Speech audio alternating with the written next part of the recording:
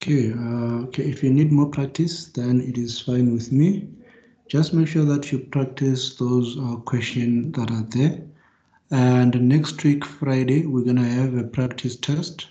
So please come early in class next week, Friday, so that we can do the question as quick as possible. And then afterwards, we can then mark the question, because we won't have time for me to give you feedback on how you did it, on how you did on the assessment. So we will do the assessment and then correct it on the same day, which will also include a cash budget and some few other activities that will be preparing you for your summative assessment.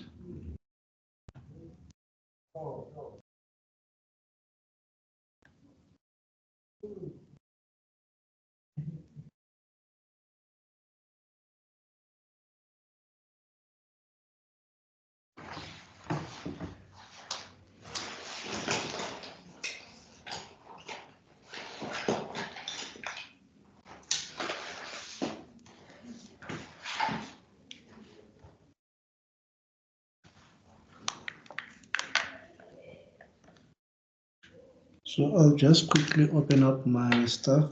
We can start.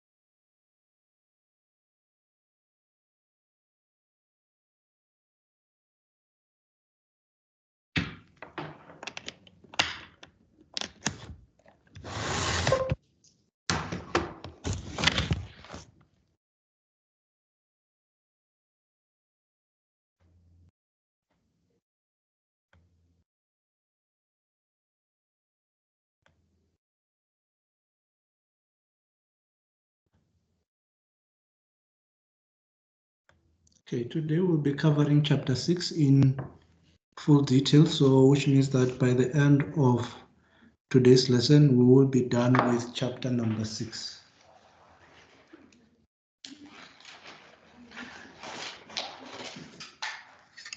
So please just give me 1 second to just set up one of my device so that I'm sure that everything is running smooth on your side. I don't get to explain and then only to discover that you guys are not seeing my screen for quite some time.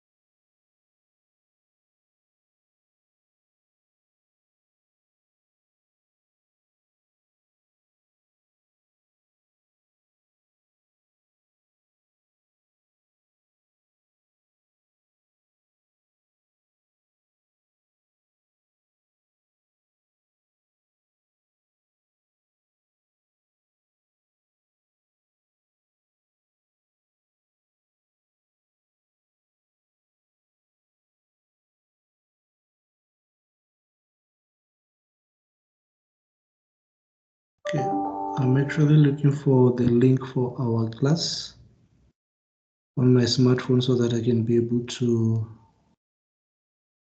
follow up with you guys, because right now I'll be working blind with you guys.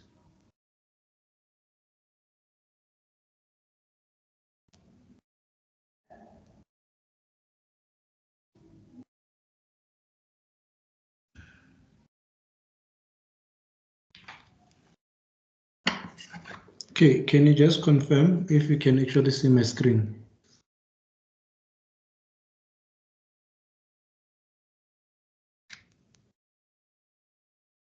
Okay, thank you very much for the confirmation. So today's lesson, as I've indicated, we are going to be covering chapter number 6, which is costing and pricing. On this topic, you will be assessed most of the time on theory concept and some few basic calculation where you'll be calculating the cost and pricing the product. I'm in class. Okay, now we're going to be covering page 247 to 258. There is a YouTube video which is explaining more about costing and pricing. Please make sure that you watch the recording. So by the end of today's lesson, it's mostly going to be too much theoretical with just some few basic calculation, where you're going to learn on how to price a product if you're manufacturing, differentiating between different types of cost, where we're going to learn how to understand or how to come up or how to identify production cost, how to identify non-production cost, and how to classify periodic as well as product cost, and understanding additional types of costs such as the sunk cost, controllable cost, uncontrollable, and the opportunity cost. So these are all type of costs that we are going to learn about today and how to classify and identify them. So in terms of costing, if you're in a manufacturing sector or if you're in service sector, for example, in media, most of the time we find ourselves in a service sector. So if you're in a service sector, then you will not have most of this type of cost, which is actually your manufacturing cost. You are going to have what we call service cost. So with the service cost, we'll therefore be talking about the material and resources you're gonna need for you to render the service. So for example, if let's say you are into journalism, you have to go to a place to actually go and write a story or get a story or actually do sort of like a broadcast that is going to be aired over some time or aired later on in the evening or today. So which means that you're going to need things such as your fuel, you're gonna need food, you're gonna need some stationery to go on with you, and then you're gonna need internet service. You might also need electricity. If you don't need electricity, then you might need something else outside that, sort of like a backup system. So all of those things that you're going to need, they'll form part of your service cost. So which means that you need all of those things for you to be able to render the service.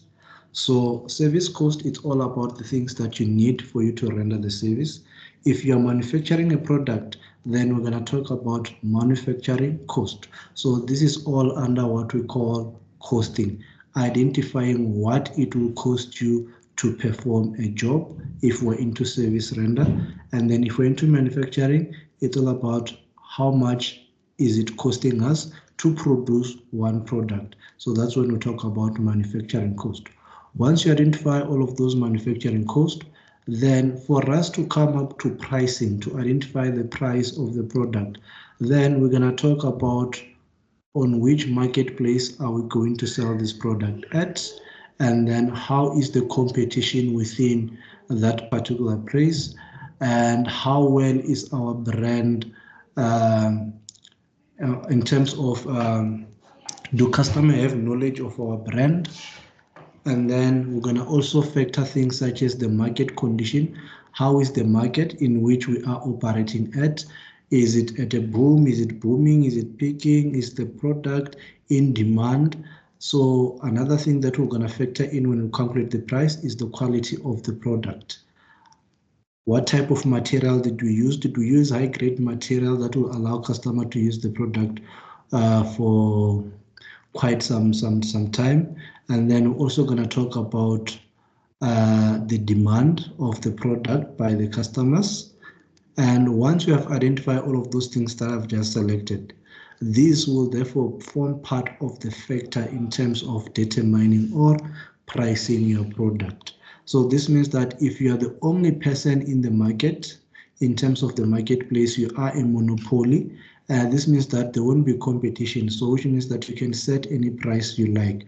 For example, Eskom is the only person that sells electricity, so They can do whatever they like, whether we cry or whatever we do, it won't change the price that they put. If they say 1 unit is going to be 15 Rand in the future or in the next coming 2 months, therefore it will be 15 Rand and we won't have anything to do after that.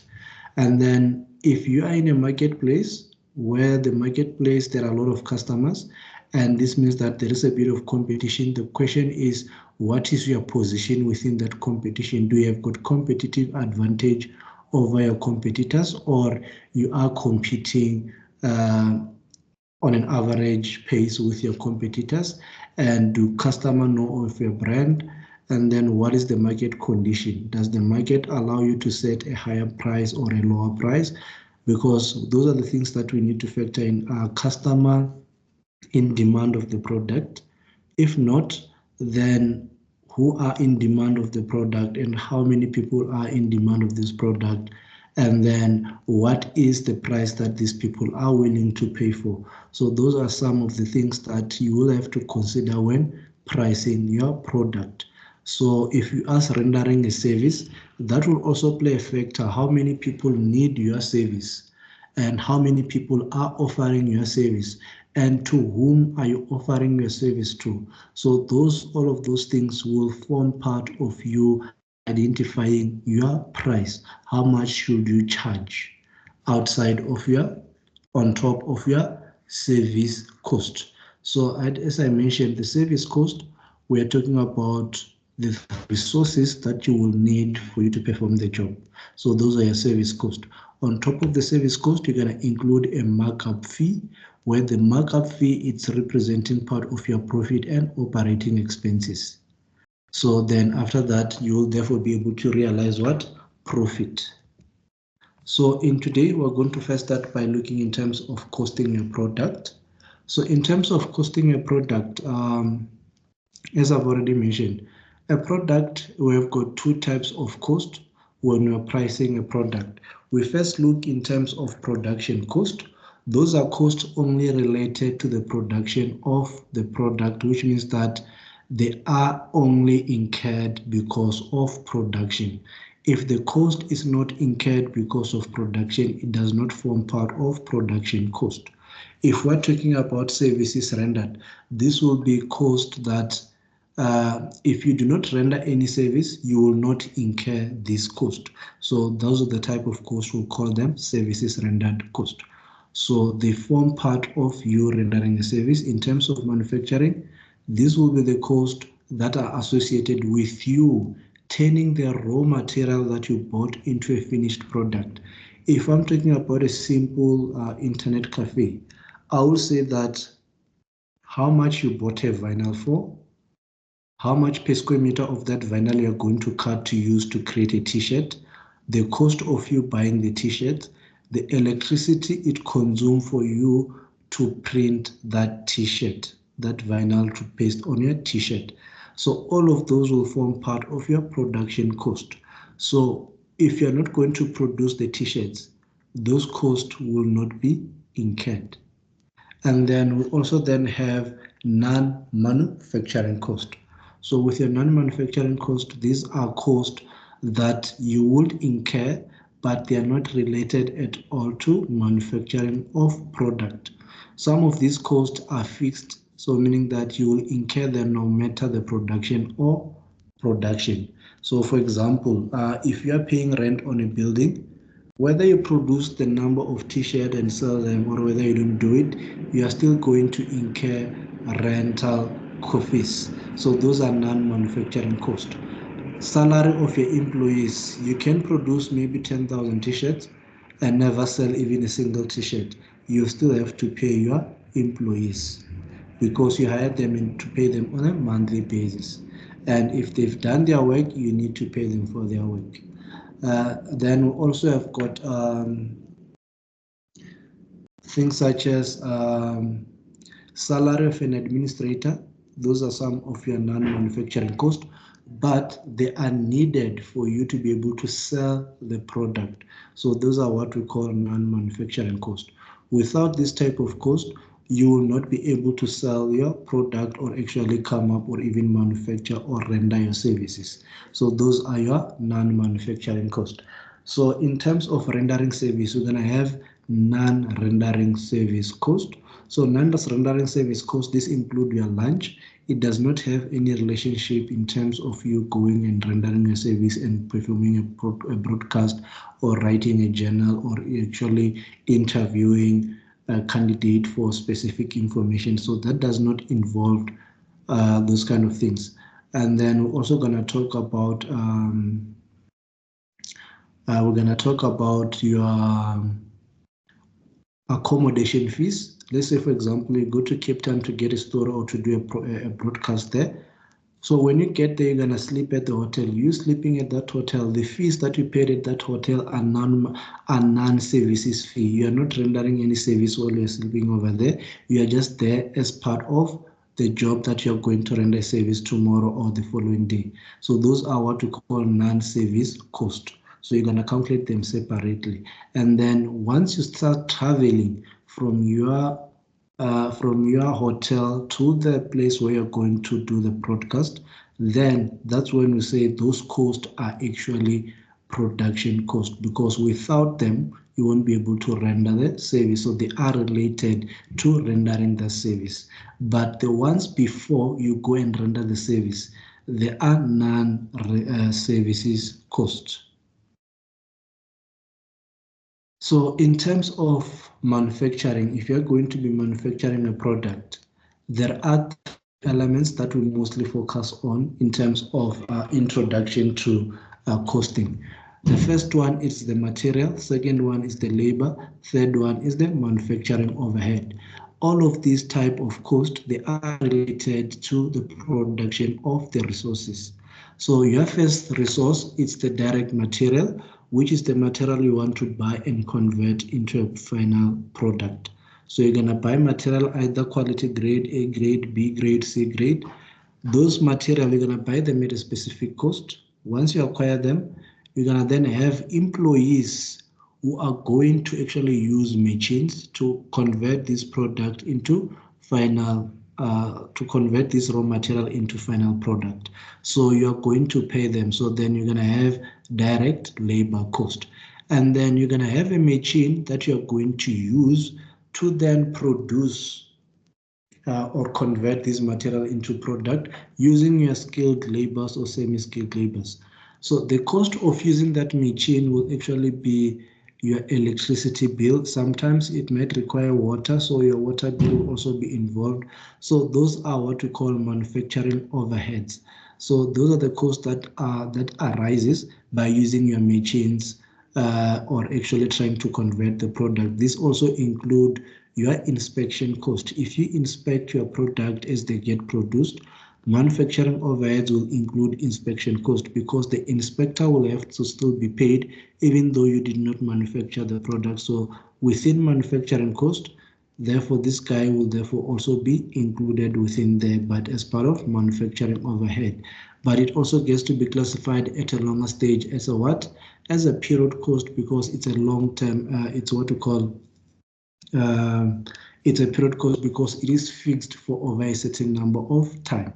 But in terms of manufacturing, if this person, he is not there to do the inspection, things can go wrong. Therefore, this means that he needs to be included under manufacturing overhead, his services fee. And then if it can be done without him being there, therefore we're gonna call those costs non-manufacturing costs, because even if he doesn't come, those things will still be done. So those are some of the things. Packaging. So packaging can still form part of manufacturing depending on what type of packaging. Is packaging being done before conversion of raw material into final product, or is it done after once the product is completely produced? If it is done after once the product is complete, then those will not form part of production cost, but non-manufacturing cost. So these are the type of cost that you'll come across. So in terms of direct material, this will be the number of material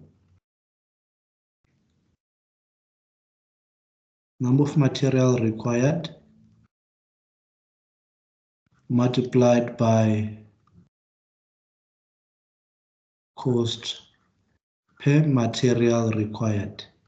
Cost per material. For example, I will say that if you're using t-shirts, for example, if you're in a production of selling branded t-shirts, so this means that you might need 60 t-shirt, and then one t-shirt is 120. So this will be your cost for raw material, because the t-shirt is coming in as a raw material. You haven't done anything on it yet. And then your raw material might also include 10 meter of vinyl, which is going to come at 10 Rand. So those are the types of how you calculate the material cost. Once you've got all the totals this side, you're going to add them together and get your direct material cost. After that, you're going to then have direct labor. So direct labor, it's actually the number of hours worked by your employees multiplied by their rate per hour. To say if it takes them let's say 1 hour to do one shirt, so that's going to be 1 multiplied by, they have to do 60 shirts, so 60, and then multiplied by the rate it actually takes them to multiply by their rate per hour. Let's say you pay them 20 Rand per hour. So this means that if one shirt takes 1 hour, so this means that's going to be 1 hour multiplied by 60. That's actually 60 hours to actually convert all of these shirts into a finished product, and then multiply by 20 Rand per hour. Then you're going to get your final direct labor cost. So this is how you get to calculate direct labor cost. Manufacturing overhead, this includes depreciation on the machine that you are using to produce your product, because if you do not produce your product, that machine sometimes might not even depreciate, but there are machines that depreciate based on usage. For example, we talk about, let me use an example of a printer. When you buy a printer, they tell you that it comes with 20,000 life cycle. So 20,000 life cycle is to say that every time you print, this printer is going to be losing 1 life cycle.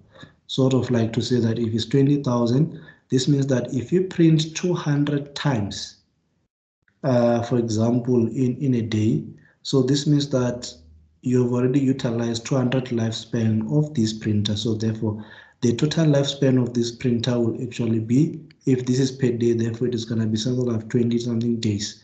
So that will actually be how we calculate the lifespan of a printer. So the same thing most of the time on printers, they will tell you that the lifespan of this printer is how many cycles. So those cycles, they will actually tell you how are they calculated or how are they linked, to say that each cycle allows you to print 10,000 pages. So this means that each and every 10,000 pages, you have completed 1 life cycle of the lifespan of 20,000 life cycle the printer have. So which means that depreciation will then calculate how much value is the printer losing per life cycle. So that will actually be the depreciation, the value that is losing over each and every life cycle. So to say that if we bought a printer for 20,000, and then for each and every life cycle, it's losing 100 Rand. So the depreciation is going to be 100 Rand. So meaning that that's going to form part of manufacturing overhead. It is not completely involving the manufacturing, but because of usage of the printer, we then get to lose 100 Rand each and every 100 or 1,000 pages actually print, because that's 1 life cycle. So that's how you get to calculate your manufacturing overheads. So in terms of manufacturing overhead, I've already explained in terms of direct material. So direct material are classified as something called a variable cost. So a variable cost is one of those costs that changes with the number of activity performed. So meaning that if we were to perform or if we were to produce 60 t-shirt, and the cost of producing 60 t-shirt is 120 in terms of material. So meaning that if we were to do 120 t-shirts, this is going to be 240. So this means that the more the number, the higher the cost of direct material. So we then classified it as a variable cost. It varies according to the number of activities performed. So here it says that the total cost of direct material exclude the cost of small quantities of material that cannot be clearly identified in the final product. So these are therefore classified as indirect material. So those materials, those small material you cannot be able to quantify. So we're gonna classify them as indirect material. Same thing applies to direct labor. Direct labor is a variable cost as well. So variable cost, as I explained, those are costs that changes with activity level. So they actually what we call vary. That's what they call variable cost. They change with the number of activity level. So how many hours are worked?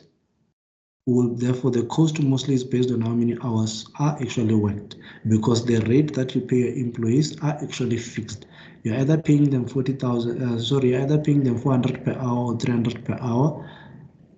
So most of the time that cost will be based on how many hours did this employee work. So if the employee perform less activity and work less hour, we expect direct labor to be low. If they work more hour, direct labor will actually be very high. So that's direct labor cost. And then manufacturing overhead. So manufacturing overhead is that it is the term used to describe all manufacturing costs incurred in producing the product. But these costs cannot be classified as direct labor or direct material. So therefore, these are your indirect labor, indirect material, rent paid, maintenance on machinery and equipment, depreciation on factory equipment, water and electricity used in manufacturing process, and insurance paid on the product or factory plant. So those are all types of manufacturing overhead you can incur within a company. And then now we'll be talking about non-manufacturing or non-product cost. Before we move forward, do you guys have got any questions so far?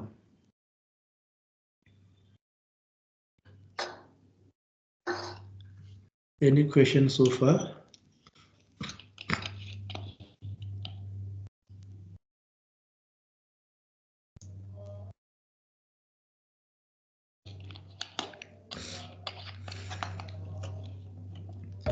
Okay, thank you. So now coming to production, or non-production cost.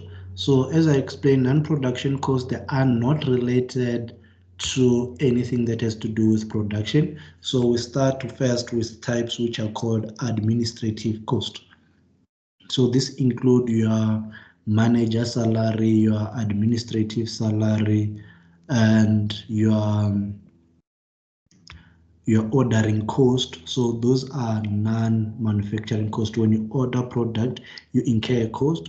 When you store your product, you are going to incur your cost. So for example, when you bought too much raw material and you go and store them in a warehouse, the rental of that warehouse will form part of administrative cost. And then we also have got a second category, which is marketing, distributing, and selling. So for you to sell the product, or for you to be able to sell the product, you will need to do a market analysis. And once the customer, you have identified them, you will need to distribute your product to your customer. So all of the type of cost you are going to incur in terms of marketing and distributing will form part of your non-production cost. And then also selling cost, this include commission of your sales rep. So they will form part of your non-production cost. So you also need to factor those in when actually identifying the total product cost. So total product cost is your manufacturing cost, as your production cost plus non-production cost, or if we're using the word manufacturing, that will be manufacturing cost plus non-manufacturing cost. If you're into a business of rendering service, that will be services rendered cost plus non-services rendered cost. So those are the two we're going to add together. So you just replace the word manufacturing with services. So it says that administrative cost are all the organizational, executive, clerical costs associated with general management of the organization. Examples include insurance, water and electricity, wages, cleaning material that are required to clean the office. So those are your administrative costs. Marketing. So marketing here, the example says include sales personnel salaries, advertising, carriage and railage, So carriage is you delivering your product, distributing release, this is you importing your product to your warehouse or to your business. So those are the type of costs that you are going to take a look into and include them in your total production cost. So before I actually talk about product cost and periodic cost, I'm going to explain how we get to a product cost. So you have got your manufacturing cost,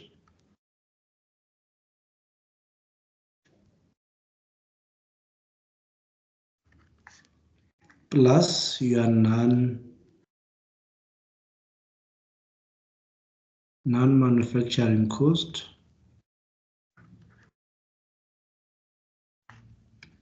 this will give you total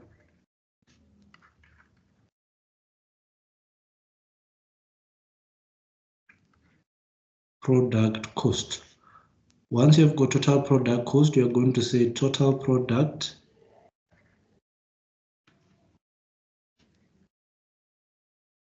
cost, all of this divided by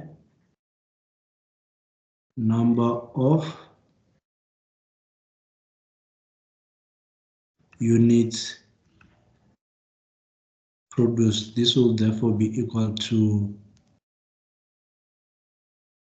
cost per product. So this will therefore become your cost per product. So your manufacturing cost plus non-manufacturing cost equals to total product cost or total operational cost. Then divide the total product cost by number of units, that will give you the cost per unit. So this is what we call a traditional method of calculating your product cost. Currently, we've introduced, or in the previous years or decades, they've introduced something called activity-based costing, to say that we no longer assign cost to a product just based on this format. We then go and say that for each and every activity performed, we will assign the cost to that product based on the number of activity performed. To say that if you're going to produce 60 shirts, and then it consumes R1 electricity to do one shirt, this means that electricity bill will be allocated based on the number of shirts at the fixed fee of R1. So that's activity-based costing method in terms of allocating cost. So that is one of the methods that can also be applied, but there are still more methods that can be used. So in this lesson part, we're going to talk about product and periodic cost. So product cost are those that are related to the production. Periodic cost, those are long-term costs that are not related in the production. So if to put this simple, I'll say these are your manufacturing, these are your non-manufacturing cost. So that's where then we get to separate, to say that let's just call them product and period cost. And most of the time, period cost, they are fixed in nature, meaning that you incur the same amount over and over again, whether production is done or is not done. This cost remain fixed over the period of time. So I'm going to read some of the bulletin that are here. So it says product cost are those costs that are incurred to manufacture a product that eventually will be sold and are recognized as expenses only when sales take place. So which means that when we sell the product, that's when the inventory cost or the cost of producing become what? Our cost of sales, which is an expense. The product cost consists of direct material, direct labor, and manufacturing overhead, whereas periodic cost are all costs which are not included in the product cost. So these costs include things such as your selling and administrative cost and periodic cost, and will never form part of manufacturing cost.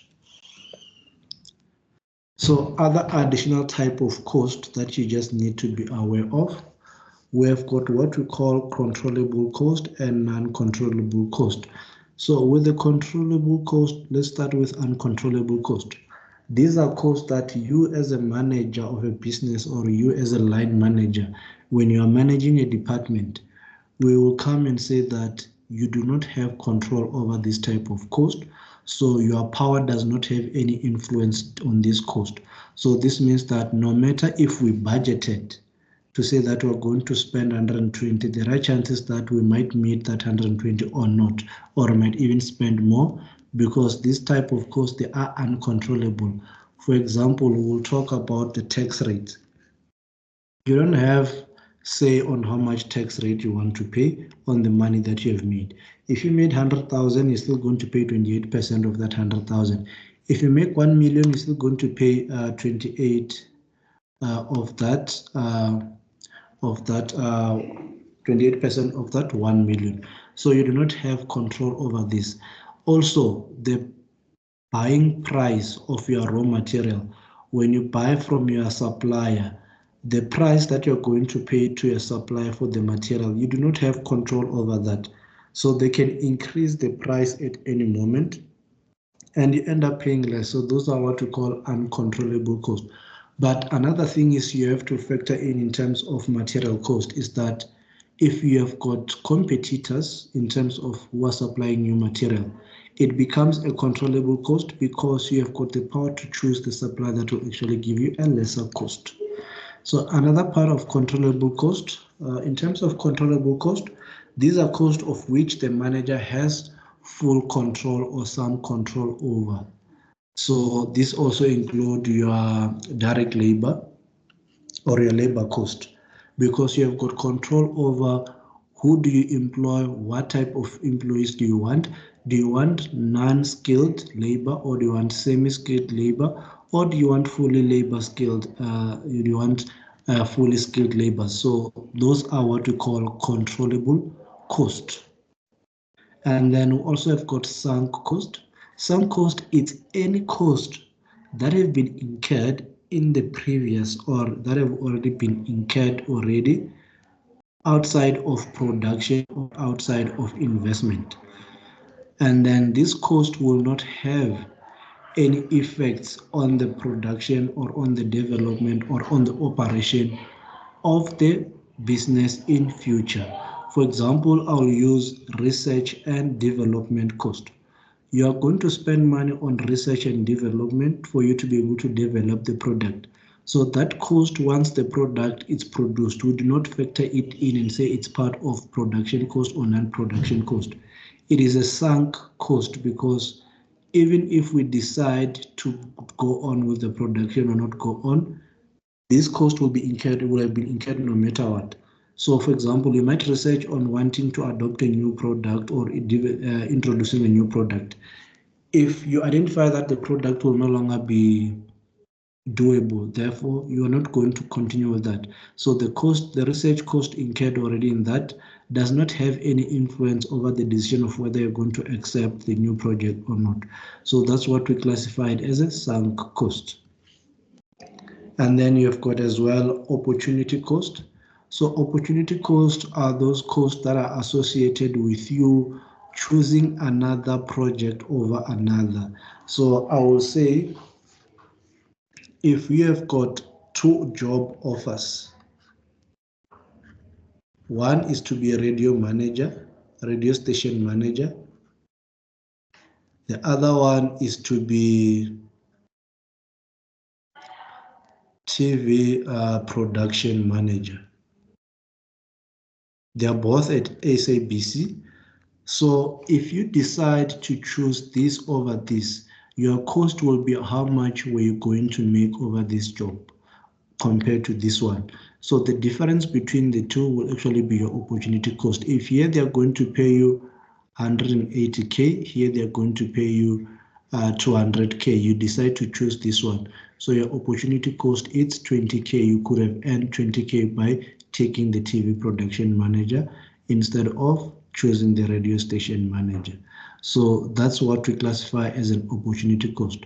So it is the cost associated with giving up one of the alternative that you can actually undergo. So in a business environment, I would say that you have got the following types of offers. You have got an offer to go and write a journal in Cape Town or to go and write a journal in Durban. So with this one, if you go and write the journal in Cape Town, they'll give you 20K. If you go and write the journal in Durban, they'll give you 15K. But Durban is too close for you. It is acceptable for you. You feel like it is doable and it's gonna cost you less, and then you choose Durban. So this means that your opportunity cost is not the whole 20,000 that you would have made, because now we're talking about relevances. Your opportunity cost becomes 5,000. You miss the opportunity to generate 5,000 more over your Cape Town journalism. So that's what we classified as an opportunity cost. So another one of opportunity cost is when a company have got 100,000 available as retained earnings, and then instead of investing that money into a fixed deposit that is going to earn them 10%, they go and use that money and buy another machine. So this means that the cost of buying that machine becomes, the opportunity cost, it becomes the interest rate that was going to be earned by investing that money into the fixed deposit. So that is what we call an opportunity cost. So now we're going to perform activity 6H, 6B. Once we're done with activity 6B, we're then going to move to lesson number 25, and we will be done with chapter number 6. Like I did mention, chapter number 6 is mostly theoretical and does not have much in terms of calculations. Same applies to your examination. Do not expect much calculation on this, but expect much calculation on the previous lesson that we've covered, which most of the things are also incorporating chapter number 6, but not into a way that is going to be actually be difficult. So activity number 6. So we just need to go to activity number 6, 6B.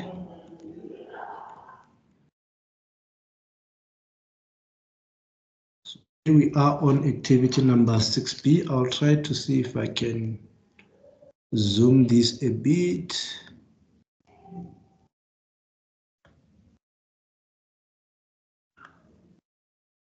Not sure if you guys will be able to see this, but I think it will be suitable. You'll be able to see this. So on activity 6B, it says that if you have got your textbook with you, open your textbook on page 257. That's where activity 6B starts, because we're going to start this. I'm going to be asking you guys to identify for me whether the following transaction will be classified as a period cost or as a product cost. And if it's classified as a product cost, is it a direct material cost or a direct labor cost or a manufacturing overhead cost? That's what I need you to do, and this is some of the things that you're going to be assessed on. So starting with this one, it says that the company is Renegade Dealer manufacture a standard type of plastic bag. The product code is RX007, used in packaging of potato chips. There are 4 plastic extruding machines operating in the factory at 80% capacity. At 100% capacity, such extruder can produce a total of 400 tons of finished product per week. Therefore, on average, 320 tons, which is actually 80% of 400, can actually be produced. So since now they're operating at 80% capacity, they are now generating 320 tons of plastic bags. So it continued to say that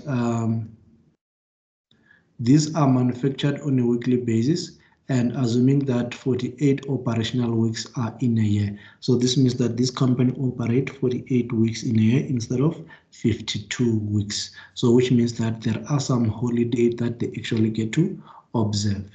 So all amounts are exclusive of VAT. So meaning that they are before VAT. So, but let's ignore VAT for the time being. So they are exclusive of VAT. So the question now that you have is that classify this transaction and tell me whether this is a product cost or a manufacturing cost. So I will give you time to write on the chat section. Please indicate on the chat section what is the correct answer for number one. You can just write one. Polyethylene, it's a product cost, direct material, or it is period cost, administrative cost. So just indicate for me. We are in a production of producing plastic bags. So I'm gonna make an example of the first one, since you might not understand what is happening. So this is a resource that is actually used. So this is a resource that is actually used to produce plastic bags. So since this is a resource, it says that we purchase per week. So here I want us to calculate on a monthly basis, which is 4 weeks. So everything that we're going to calculate is going to be on a monthly basis based on 4 weeks.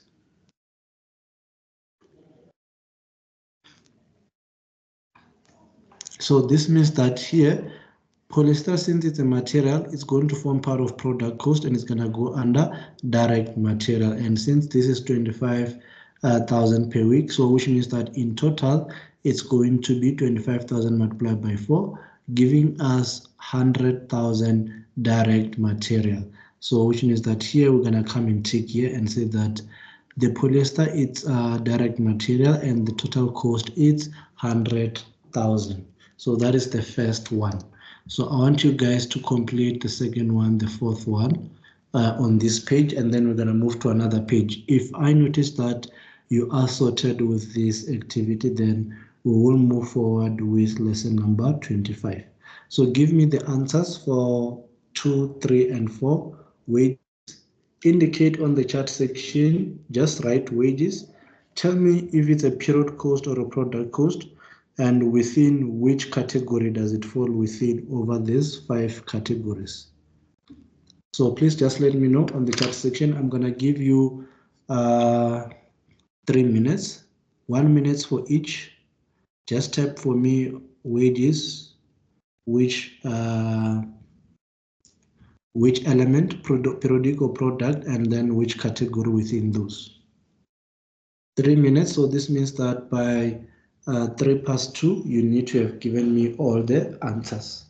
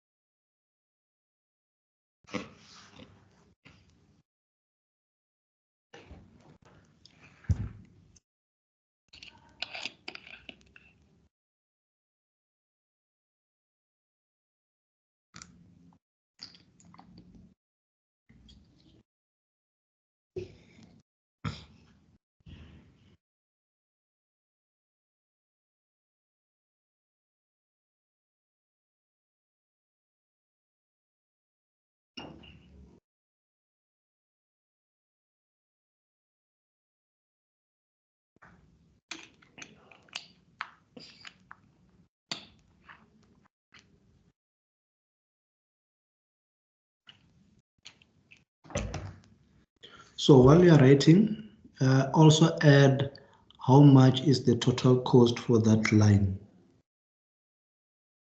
The total cost for a month that is going to be paid for that particular transaction. Like I did on the first one to say 25 multiplied by 4, since it's per week. Therefore, they're spending 25 for a whole month, is going to be 100,000 multiplied by 4. So I want you to also do the same for these 3.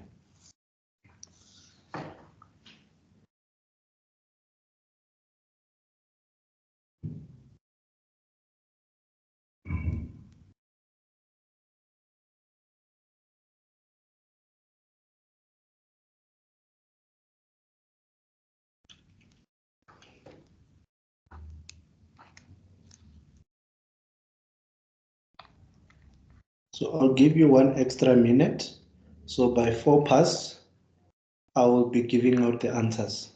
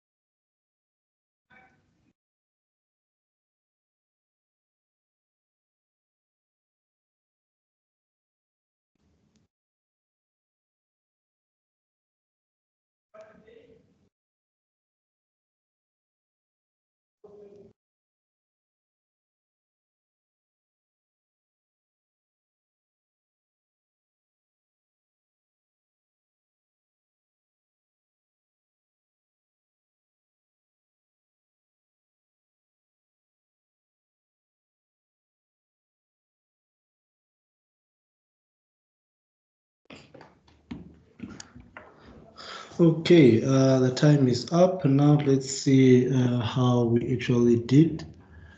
So we've got Tato saying that wage of machine, it's going to be a product cost under direct labor, and then Manda saying wages is going to be product cost and it's going to fall under direct labor. And monthly salary of a factory supervisor is saying that it's going to be a product cost under direct labor. And Tando says the same to say that the first one, which is wages, is going to form part of direct labor, and then monthly salary, direct labor, and then direct material, which is number 4. So I will say that you only managed to get the first one correct, all of you. The second one, you got it incorrectly. So with wages, I understand. Wages is going to form part of product cost because it says wage of machine operators. So those guys will be operating the machines that are used to convert those polyethylene material into plastic bags. So they're going to be converting those resources or material into finished product using those machines. So those are the wage that they're going to earn. It says that 1,200 Rand per operator, and there are 30 machine operator on duty in the factory at any point in time. So which means that the cost will actually be 1,200 for one machine operator per week, multiplied by 30 machine operators. Therefore, this will give us the total cost for all 30 operator machine per week, and then we multiply that by 4 to give us the total cost per whole month.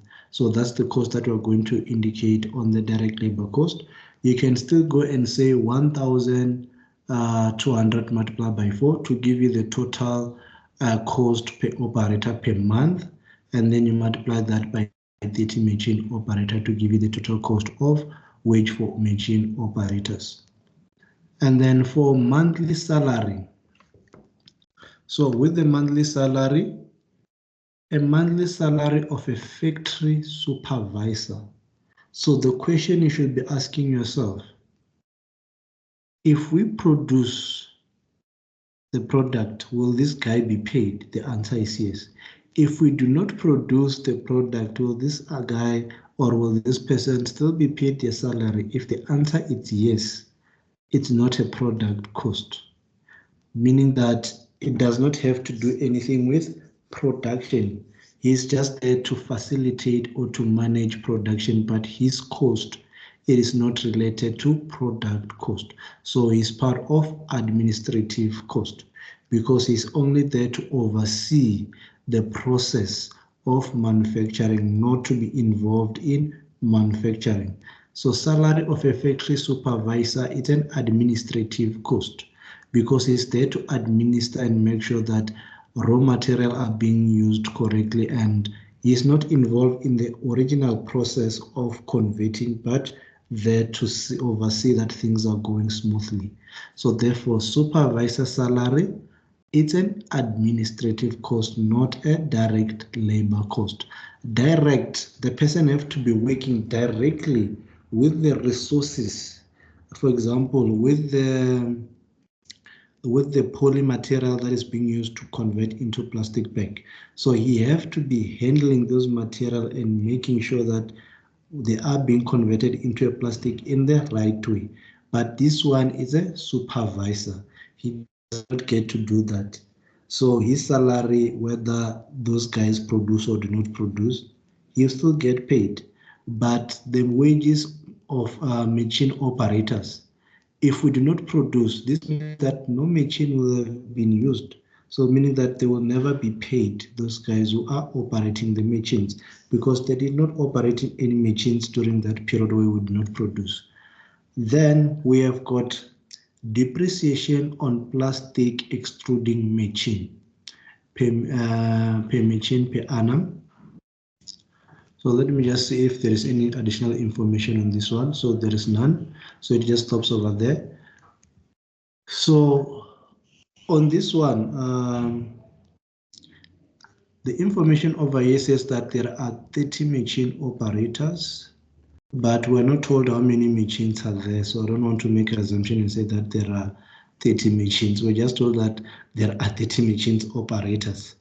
So the fact that they also didn't indicate that, it says that wages on machine operators per operator. This means that whoever operates per operator, which are 30 machine operators.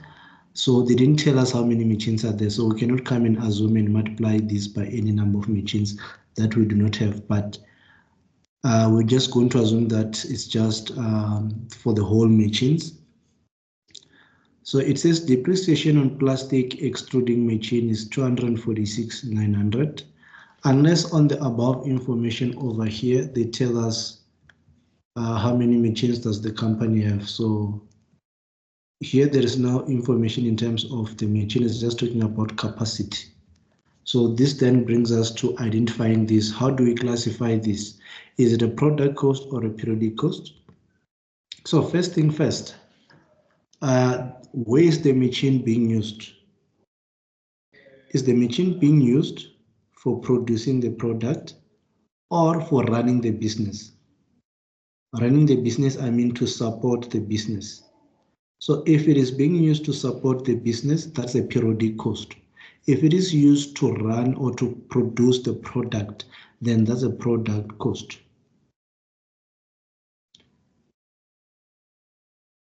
Okay, it says that they did explain that there are 4 extruding machines.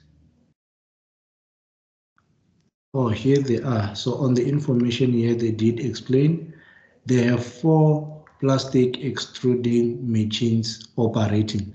So this means that over here, we are going to calculate and say 246,900 multiplied by 4 to get the total depreciation cost on the extruding machines, because here it says 246 per machine per annum. So this means that this is for one machine. So for all machine, we're going to multiply this by 4, which only have 4 machines. So this cost, since this machine is used in production, therefore its depreciation will form part of product cost. But is it a direct labor cost or a direct material cost? It's a depreciation, so it does not have to do anything with material or payment of labor. So it means that when we produce the product, we get to lose value of this much over our machine usage. So this is just a manufacturing overhead cost. So it is not a direct labor, it's not a direct material, it is a manufacturing overhead cost. This is the cost that is associated with the production of machine and does not involve material or labor, but it is involved in the production of the product. So therefore, it will therefore fall within your manufacturing overhead cost. And then we then have the following: depreciation on office equipment. So this one, the office equipment, it is not form part of production. It is part of support service. So it's an office equipment. It is just sitting in someone's office or in the main office. We do not use this as part of production. So this means that it will not form part of your product cost. It will therefore form part of your periodic cost. And since it's an office machine, therefore it is going to form part of administrative cost. That's how you get to identify whether the cost is periodic or product. And then we have got the following: depreciation of delivery vehicle. Where is the delivery vehicle used for? It is not in production, it's being used to deliver a final product. So this means that it's going to form part of periodic cost. And then under periodic cost, what is this vehicle used for? Is it used for administrative purpose or distributive, marketing, or selling? So since it is under distributing and selling, therefore that depreciation will form part of periodic cost and distributing and selling, because it is allowing us to sell the product. We're using it in a distribution method. So it is a delivery van. So when we distribute our vehicle, we then incur that specific cost. So therefore that cost will form part of your periodic cost under marketing and distributing or selling cost. Then CEO's traveling cost of 5,500 per month. The CEO is not involved in any marketing or selling. He's not doing anything marketing or selling. He's not doing anything in relating to production. So it's just there to administer the business and make sure that the business is running smoothly and there is funding and everything. So this cost will form part of your administrative cost. So it's a periodic cost, but under administrative. And then we've got rates and taxes amount to 14,000 per month, must be apportioned in relation to floor space. The factory takes 75% of the total floor space and the entire premises. So this is where things become tricky on this part. So the factory is used for production. So rental of factory will form part of manufacturing overhead cost, because without that rental factory, we can't produce any product. So it will form part of manufacturing cost. And the 25%, which is the other 25%, it's going to be non-form part of non-manufacturing cost.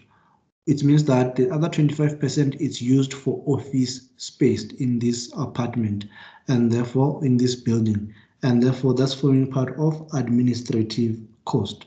So we're going to have 25% being on administrative, 75% on periodic under manufacturing cost. So any question on this one? Or you are sorted? Yes, Manda, you can unmute and ask. Oh, no. All right, no problem. So are you sorted with this activity? Can you be able to continue with the activity and do it on your own?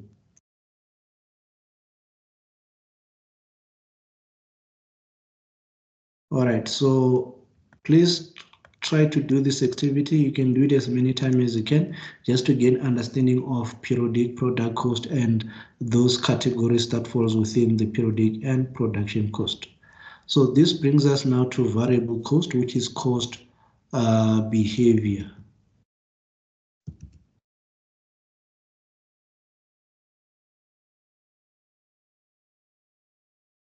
So variable cost, which is cost behavior. So this is the second part of chapter number 6. Once we do this one, we are done with chapter number 6. Like I did explain, chapter number 6, most of it's actually theoretical and just some few calculations which are not those hard calculations. So we'll be covering page 259 to 273. To understand more about variable and fixed costs, please go through the link, and then you'll be able to watch the recordings or the slide are already available in Call Campus. So in this lesson, we were supposed to talk more about the break-even point analysis. What is break-even point, or understanding the concept of cost, volume, profit analysis. But due to the nature of the concept and whether you're going to be assessed on it or not, I'm just going to explain what is it and how does it help a business, and then we can focus on fixed and variable cost, because those are things that you'll be assessed on and will actually matter in your assessment that you understand them. The break-even cost involves calculation. We use a formula that says profit is equals to selling price minus, in brackets, variable cost plus fixed cost. So that's the formula that we get to use. Where you are to put this in a simple way, we can go and say selling price multiplied by X, which is the number of units you're going to sell, minus, in brackets, variable cost multiplied by X, which is the number of units you're going to sell. So we're calculating their production cost or variable cost, plus the fixed cost. Those include your cost of these include your rental cost, your manager cost, your depreciation on your machines. All of those costs form part of the fixed cost. So what happened with CVP? CVP, we normally explain it, or I normally explain it in this format to say this is cost, volume, profit. To say that there will be cost associated with this, and the more the volume of units you produce and sell, the more profit you are going to make, the higher the profit it goes. So that is cost, volume, profit analysis.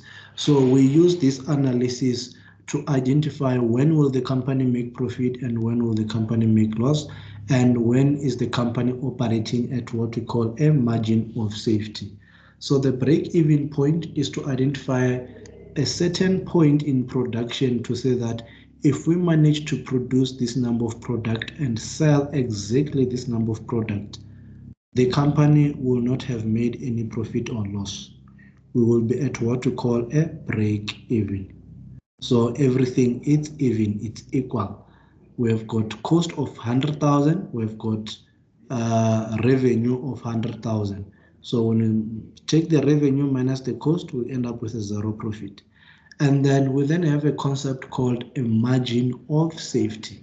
Margin of safety is to say that if our break-in units, if we sell 1,000 units, we'll be at break-even point to say that there's no profit or loss. And then if we sell 1,200, we will be at what we call a above break-even. So as long as we are not far away, from 1,000, that area in between, which is 200 units, we call it a margin of safety. So we are operating at margin of safety. It means that if prices decide to increase, we will still be able to break even at 1,200. But anything below 1,000, it means that we are running at a loss. And anything about 1,200, then we say that the company is now profitable, because we have come out of the margin of safety. So that is the whole concept about CVP. So we use this formula to calculate all of these things that I'm talking about. So to calculate your break even, it's normally going to be your fixed cost over your fixed cost over contribution margin. So for those who do not know what contribution margin is, contribution margin is your sales minus your variable expenses. So those is your contribution margin. So it's going to be fixed cost over contribution margin. This will give you a break-even point, depending on whether you use units or you use price per unit or you use the total cost. If you're going to be using total cost, it's going to give you in rands. If you're going to be using per unit, it's going to give you in units format. So today we're going to be learning more about variable cost and fixed cost, which is a simple and straightforward concept. Fixed, it means that something remains the same over the number of period, no matter what activity you perform or no matter what you do, this cost will remain the same. And then variable cost, these are the costs that says that if you change anything and you start doing more than what you're doing now, this cost will increase. And then fixed, we are saying that this cost, no matter what you do, they will remain the same. For example, I'm going to use two types, rent, and the second account will be water and electricity. Where you are currently staying, if you are renting, your rent remains fixed no matter what. You are staying in the apartment, you are not in the apartment, your rent will be the same. But the moment you are not in the apartment, your water and electricity bill will be low because you are not using them. But the moment you're in the apartment, the water and electricity bill will go up. So that's a variable cost. And then rent is a fixed cost. So no matter what you do, it doesn't change. But with the water and electricity, the more you're in the apartment, the more you're going to be using electricity and water. So therefore, we expect this cost to go up and down depending on that. So those are what we classified as variable cost, and then other are fixed costs.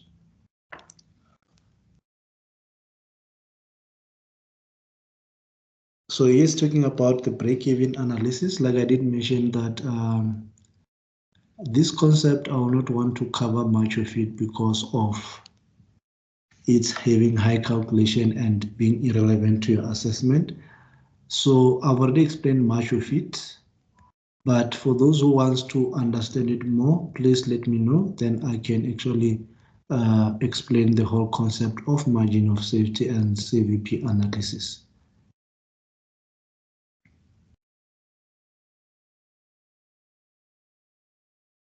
So I want us to actually do activity 6F, which is part of preparing you for your assessments. Let's look for 6F.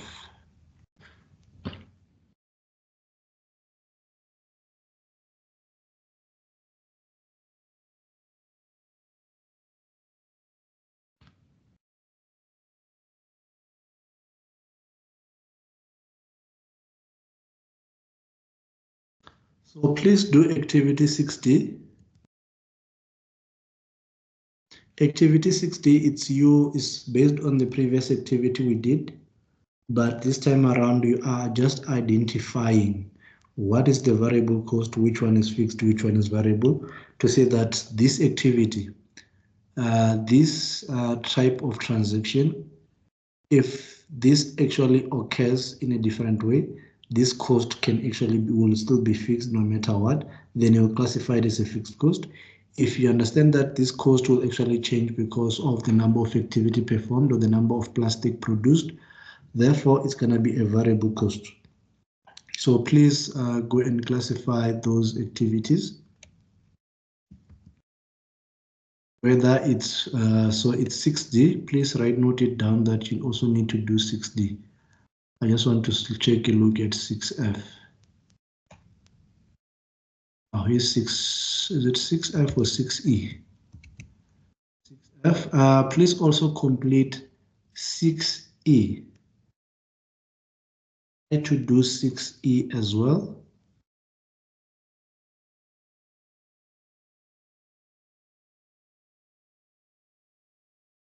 Okay, 6F is talking about the break-even analysis, and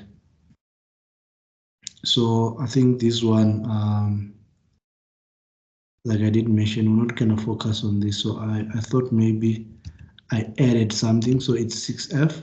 So 6F is on CVP analysis. So I will do a review and see if this by any means it's being assessed in terms of supplementary or anything. And then we will therefore cover it more in details when we do our revision. I will explain every concept, do every calculation with you guys. But so far, I do not see how this is going to be beneficiary to you guys right now, because I don't remember setting anything like this, because I know that you will struggle a lot to understand the concept and to actually perform this calculation in the test. So for now, I'm asking you guys to do the 6D, 6E as part of your study for your summative assessment. This will actually help you a lot to understand much better what you're going to be assessed in your summative. So I think this brings us now to the end of chapter number 6. So any question in relation to chapter number 6? Any question, guys, in relation to chapter number 6? Sir, Yes? when are we doing the test? The test is next week, Friday. Okay. Yes. Okay, in absence of questions, this is the end of our lesson for today. Let's meet on Friday to start chapter number 7.